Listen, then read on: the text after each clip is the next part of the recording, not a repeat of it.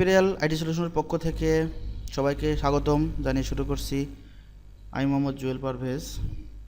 Microsoft office অ্যাপ্লিকেশনের free ফুল কোর্সের Bangla tutorial.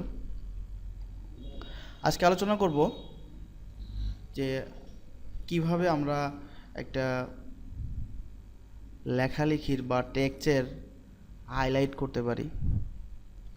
তো এটা করার জন্য আমাদের যে কাজগুলো করতে হবে, প্রথমে আমাদের পেজে কিছু লেখা থাকতে হবে। আমার এখানে কিছু লেখালেখি আছে, টেক্সট আছে। তো এই টেক্সটগুলোকে একটু কিভাবে, এই যে লেখাগুলো বা টেক্সটগুলো দেখা যাচ্ছে, এটা বেশ সাইজটা, লেখার সাইজগুলো বেশ ছোট ছোট দেখা যাচ্ছে। আমরা এটা সাইজগুলো কিভাবে একটু বড় করে দেখব, কিভাবে এই যে লেখার যে স্টাইলটা আছে, এই স্টাইলটা কীভাবে চেঞ্জ করব, এগুলো নিয়ে আমরা আজকে একটু আলোচনা করব। তো চলুন দেখি কি করা যায়। প্রথমত, যে এই লেখাটাকে সাইজটা একটু যদি বড় করতে চায়, তাহলে প্রথমে কি করতে হবে আমাদের? প্রথমত করতে হবে সেটা হচ্ছে যে এই লেখাটাকে টোটালে সিলেক্ট করে নিতে হবে। মাউসটা চেপে ধরে এরকম ধরে সিলেক্ট করতে পারেন, অথবা যদি টোটাল লেখাটা একবারে সিলেক্ট করতে চান তাহলে সিলেক্ট করতে হবে কি, কন্ট্রোল চেপে ধরে এ, কন্ট্রোল চেপে ধরে এ, CTRL প্লাস এ, কন্ট্রোল চেপে ধরে এ। তো আমি টোটাল লেখাটা সিলেক্ট করে নিলাম।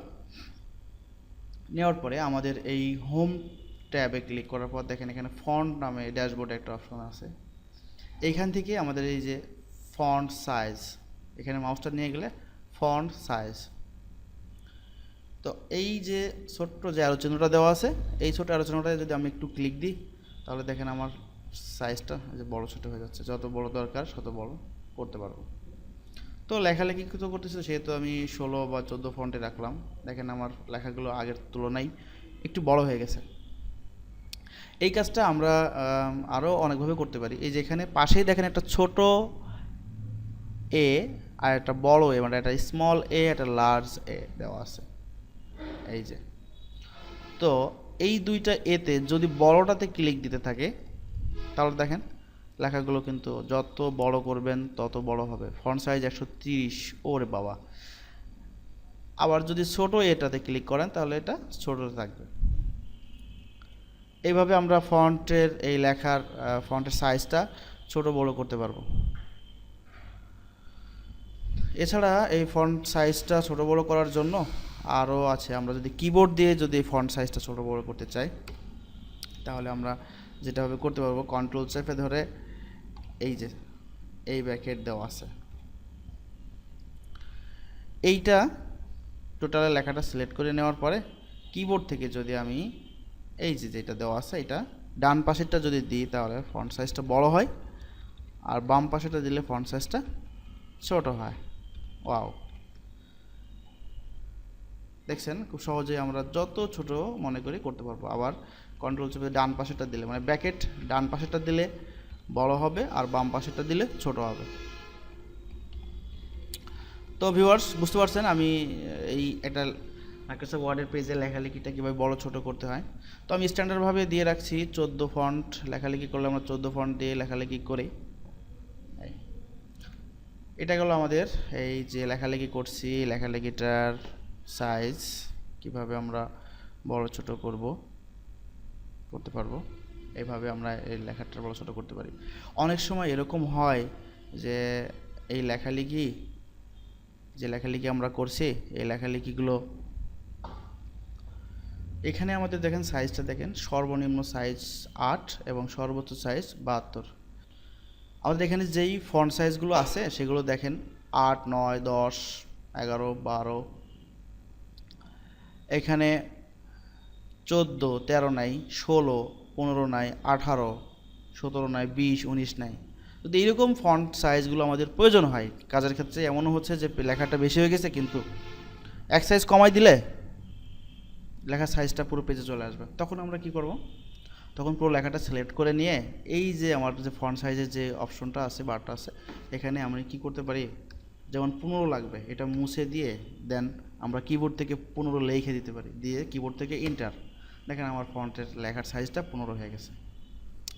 আবার অনেক সময় হয় কি আমাদের এখানে কিন্তু সব সংখ্যাটাই কিন্তু পূর্ণ সংখ্যা, ভগ্নাংশ যদি ভাবে রাখে, যদি পয়েন্ট যে 15.5 এইভাবে যদি আমি একটা দিতে চাই 0.5 লিখে দেব, দেন ওকে, দেখেন আমার এই ফন্টের সাইজটা 15.5 হয়ে গেছে। যদি আরও কমাই দিতে চাই, এটা যদি কমাই যেমন 12.5, দেন 12.5 হয়ে গেল। তাহলে বুঝতে পারছেন আমি ফন্ট সাইজটা কীভাবে বড় ছোটো করছি। এখানে দুটো অপশন ছিল, এইভাবে করতে পারছি, কিবোর্ডে দেখাইছি, এবং এখান থেকে আমাদের যে বারটা আছে সেই বার থেকেও শর্টকাট কমান্ড থেকে আমরা কীভাবে করতে হয় এটা দেখাইছি। তো আপনারা প্র্যাকটিস করে নেবেন, তাহলেই এটা সহজ হয়ে যাবে। আর সবচেয়ে বড় কথা, আপনারা যদি কিবোর্ড কমান্ডগুলো মুখস্থ রাখতে পারেন, মনে রাখতে পারেন, তাহলে সবচেয়ে ভালো হয়।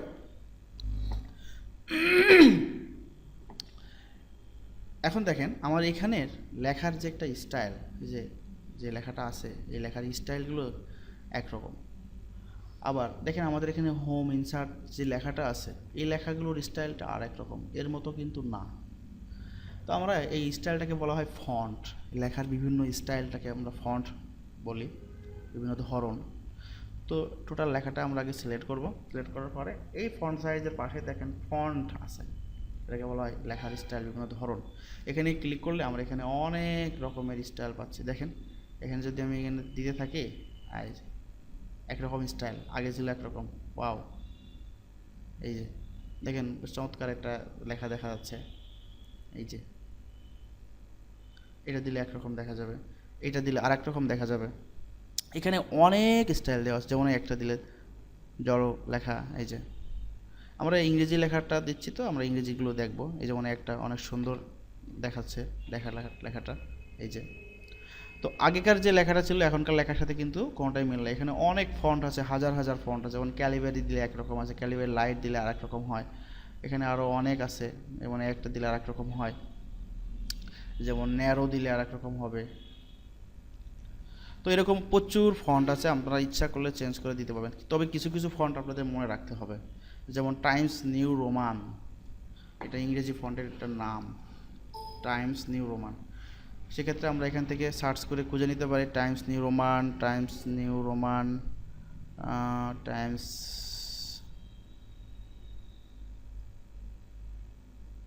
এখান থেকে যেহেতু এই যে দেন টাইমস নিউ রোমান, এই ফন্টটা বেশি ব্যবহৃত হয় সব জায়গায়। কিন্তু এখন আরও অনেক ফন্ট চলে আসছে, টাইমস নিউ রোমানের মধ্যে আরও সুন্দর সুন্দর অনেক ফন্ট আসছে যেগুলো আমরা ব্যবহার করতে পারি। তো এই ফন্টগুলো ইচ্ছা করে, যেমন আমি যদি এরিয়াল দিই তাহলে আমরা এখান থেকে সার্চ করে এই যে এরিয়াল নিতে পারি। আর সবচেয়ে বড় কথা, যদি আমাদের কখনো প্রয়োজন হয়, খোঁজাখুঁজি করতে সমস্যা হয়, আমরা এখানে লিখে দিতে পারি। ঠিক এই যে ফন্ট সাইজ যেরকম টাইপ করে দিচ্ছি, এখানে আমরা টাইপ করে দিতে পারি এরিয়াল, দেন ARI, যেমন দেখেন আমি ARI লিখলেই এরিয়ালটা চলে আসছে, দেন ইন্টার, আমার ফন্ট সাইজ, ফন্টের স্টাইলটা এরিয়াল হয়ে গেছে। যদি আমি এখান থেকে ইম্প্যাক্ট করে দিই IMP, দেন IMP লেখার সাথে সাথে ইম্প্যাক্টটা চলে আসছে, ইন্টার, দেখেন ইম্প্যাক্ট ফন্ট চলে আসছে, খুব মজার না? যদি আমি এখানে মনো টাইপ দিই, মনো MONOTY,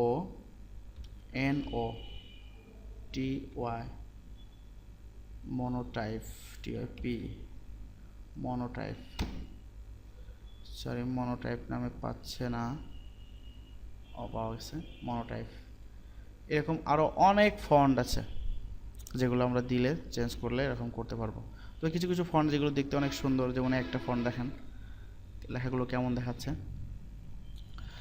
তো ইংরেজি লেখার জন্য আমরা মোটামুটি লিখি ক্যালিবারি দিতে পারেন, এরিয়াল দিতে পারেন। ইংরেজি লেখার ক্ষেত্রে এরিয়াল এবং টাইমস নিউ রোমান অনেক ভালো ফন্ট, লেখাগুলো দেখতে অনেক সুন্দর দেখায়। এই ফন্টগুলো আপনারা টাইপ করতে পারেন বা লেখালেখি করতে পারেন। তাহলে আমরা কী কী জেনে নিলাম, আমরা ফন্ট সাইজ কীভাবে ছোটো বড়ো করতে হয়, ফন্টের স্টাইল, লেখার ধরন বা টাইপ করা হয় যে এইগুলোতে সেটার স্টাইলগুলো কীভাবে চেঞ্জ করতে হয় আমরা সেটা দেখে নিলাম। আরেকটা জিনিস আমরা এখন আলোচনা করব, সেটা হচ্ছে যে আমাদের এই যে এখানে যে লেখালেখিগুলো আছে, যেমন আমার এখানে লেখালেখি আছে বাট এর কোনো হেডিং নাই বা টাইটেল নাই। যদি আমরা কোনো হেডিং বা টাইটেল দিতে চাই তাহলে কীভাবে দেবো? সাপোজ আমি এখানে মাইক্রোসফট অফিস ওয়ার্ড এই নামে একটা হেডিং দিতে চাই বা টাইটেল দিতে চাই, সেক্ষেত্রে দেখেন আমার পেজের উপরে কোনো জায়গা নেই, আমি টাইটেলটা কীভাবে দেবো? দেন আমরা একদম লাইনের শুরুতে মানে কার্সারটা রাখবো, এখানে ক্লিক করব, তাহলে ক্লিক করার পরে এন্টারে ক্লিক করলে উপরে দেখেন জায়গা তৈরি হয়ে গেছে। তারপরে আমরা মাউস দিয়ে এখানে একবার ক্লিক, দেন আমরা টাইপ করব মাইক্রোসফট ওয়ার্ড। এই যে মাইক্রোসফট ওয়ার্ড শব্দটা আমি হেডিং হিসেবে দেবো। তো হেডিংটা দেওয়ার ক্ষেত্রে আমরা কী করি, লেখাটা একটু মোটা থাকে, এটার তুলনায় একটু বড় হয়। হ্যাঁ, তাহলে আমরা এটা একটু সিলেক্ট করব। সিলেক্ট করার পরে এই ফন্ট সাইজটা একটু বাড়াই দেব, তুলনামূলক এর চেয়ে বড় হয়ে গেছে। দেন মোটা করে দেব, এটাকে বলা হয় বোল্ড কমান্ড। এই যে ক্লিক করলাম, দেখেন লেখাটা কি হয়েছে, তুলনামূলকভাবে এই লেখার চাইতে একটু মোটা হয়ে গেছে, রাইট? তো এই লেখাটাকে আমরা এই যে বোল্ড যে কমান্ডটা দিলাম, দেখেন মাউসটা নিয়ে যাওয়ার সাথে সাথে এখানে Ctrl+B, তার মানে যদি বোল্ড করতে চাই লেখাটা সিলেক্ট করে কিবোর্ড থেকে কন্ট্রোল চেপে ধরে বি, তাহলে দেখেন লেখাটি মোটা হয়ে গেল। আর যদি অনেক সময় এর নিচে আন্ডারলাইন দিতে চাই, তাহলে যেখানে পাশেই লেখা আছে U, then underline, wow underline. যদি আই বাঁকা করতে চাই, ইটালিক, দেন ইটালিক। দেখেন এই লেখাটা তুলনামূলকভাবে এইগুলোর সাথে একটু আলাদা এবং হেডিংটা বোঝা যাচ্ছে। আবার যদি এগুলো না রাখতে চাই, দেন একই রকমভাবে ক্লিক, আবার ওইটার উপর ক্লিক, তারপরে ক্লিক, স্বাভাবিক অবস্থা চলে আসলো। তো আমরা এগুলো করা হয় কেন, আমরা এখানে অসংখ্য লেখা আছে, কোনো একটা লেখাকে হাইলাইট করার জন্য আমরা এগুলো দিয়ে থাকি। হেডিং দেওয়ার সময় কাজে আমরা ব্যবহার করি, যেমন বোল্ড, আন্ডারলাইন। মাঝে আপনার এখান থেকে একটা লাইন বা একটা সেন্টেন্স আপনি অনেক হাইলাইট করতে চান, এই লাইনটা, দেন কী করবেন, এখান থেকে একটা বোল্ড কমান্ড করে দেন। দেখেন এখানে যতগুলো লেখা আছে তার মধ্যে এই লেখাটি আমাদের চোখে পড়তেছে, হাইলাইট হচ্ছে। আবার হাইলাইট করার জন্য আপনি এটার নিচে আন্ডারলাইন দিয়ে দিতে পারেন, তাহলে দেখেন এই সব লেখার সাথে ওই লেখাটি আমাদের চোখে আগে আসতেছে। তো আজকে আমি এই পর্যন্তই আলোচনা শেষ করব। আমরা আলোচনা করলাম ফন্ট সাইজ কীভাবে ছোটো বড়ো করতে হয়, ফন্ট কীভাবে চেঞ্জ করতে হয়, মানে লেখার স্টাইল কীভাবে চেঞ্জ করতে হয়, কীভাবে একটা লেখা হেডিং সেট করতে হয়, মানে বোল্ড কীভাবে করতে হয়, ইটালিক কীভাবে করতে হয়, আন্ডারলাইন কীভাবে দিতে হয়। তো এটা কিবোর্ড কমান্ডগুলো আমি বলে দিচ্ছি। বোল্ডের জন্য Ctrl+B, Ctrl+Uতে আন্ডারলাইন, Ctrl+I-তে ইটালিক। যদি না রাখতে চাই, একইভাবে যেভাবে আমি এই কমান্ডগুলো দিলাম ঠিক সেই একই রকমভাবে আবার যদি কমান্ড দেন তাহলে সেটা আবার চলে যাবে। যেমন এটা যদি না রাখতে চাই, আমি এটা আন্ডারলাইন না রাখতে চাই, ইউতে যদি একবার ক্লিক করি, দেন আন্ডারলাইন চলে গেল। বোল্ডে যদি ক্লিক করি তাহলে বোল্ড উঠে গেল। অবশ্যই বুঝতে পারছেন কী করছি। তাহলে আপনারা এই যে বিষয়গুলো আলোচনা করলাম এটা নিয়ে আপনারা প্র্যাকটিস করবেন এবং আপনাদের বন্ধুদের সাথে অবশ্যই শেয়ার করবেন। আর ভিডিওটা যদি আপনাদের কোনো কাজে লেগে থাকে তাহলে অবশ্যই সাবস্ক্রাইব করবেন এবং পরে নতুন ভিডিওটি আপনাদের দেখতে অবশ্যই আমাদের চ্যানেলের সাবস্ক্রাইবের পাশে দেখেন বেল আইকনটি দেওয়া আছে, অবশ্যই করতে ভুলবেন না, তাহলে নতুন ভিডিও আপলোড দেওয়ার সঙ্গে সঙ্গে আপনারা পেয়ে যাবেন। ধন্যবাদ সবাইকে।